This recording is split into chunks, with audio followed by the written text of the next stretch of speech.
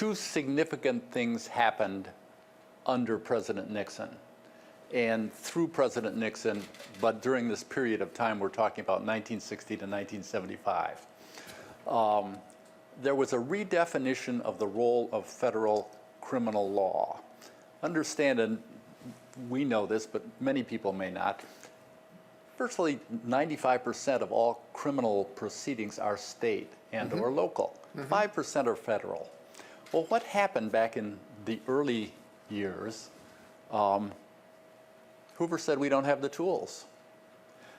There was a law I affectionately regard as ITAR, Interstate Transportation and Aid of Racketeering, that was written during the Kennedy years that basically federalized certain state crimes that involve business activities.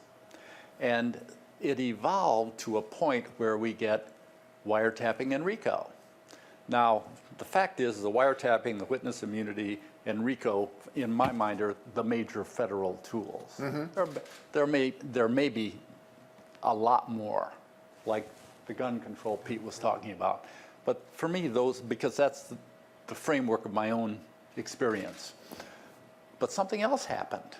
In other words, we were dealing with the federal jurisprudence that Bob and I were focused on. But the Nixon administration created a program where they substantially aided upgrading state and local law enforcement. That's Pete's part of this. And that's what Pete was paying for. He was writing personal checks. That's right. The Law Enforcement Assistance Administration. So there was a two-pronged attack here, I guess is my point. And one of the impacts of that, we now, a majority of states have state racketeering legislation. A majority of states now have electronic surveillance. I'd like to see a majority use them, but they don't. And if there hadn't been not only the feds doing it, but the federal aid to law enforcement, that law enforcement activity at the state level with the tools would not have happened. So what you see is really unique, where you have the House, the Senate, the President, thinking about law enforcement tools, thinking about what the federal role can be, thinking about what the state role can be, and stepping up to the plate and being willing to pay for it. And they did through the LAEA. It's what I don't see my government doing now.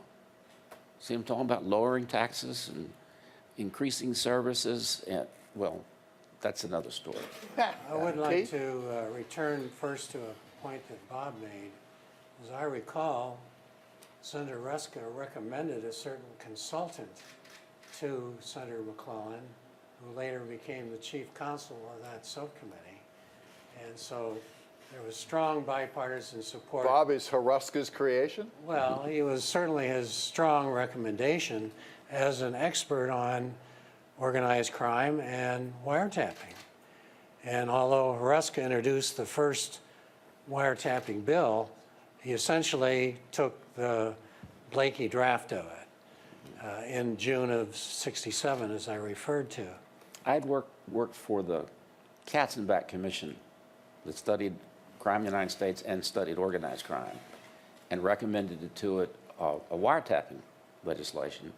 The commission adopted that recommendation, and then it went over to the Department of Justice, that at that time was run by Katzenbach and ultimately Ramsey Clark. It went right down the tubes. The Republicans in the House, with Poff and Senator Ruska in the Senate, said, we want this on the table. And so they took one of my drafts, took a draft of mine, but it was based in part on other people. I don't want to get to the point where I'm saying I did it all. I shamelessly plagiarized it from any source I could find. And then what happened is I did come to work for Senator McClellan. And what he told me to do is say, take my wiretapping bill, which was an older one, take Senator Ruska's bill and merge them. You know, plagiarize, take these two and produce a new one. And that's the one that we were able to get through the Senate.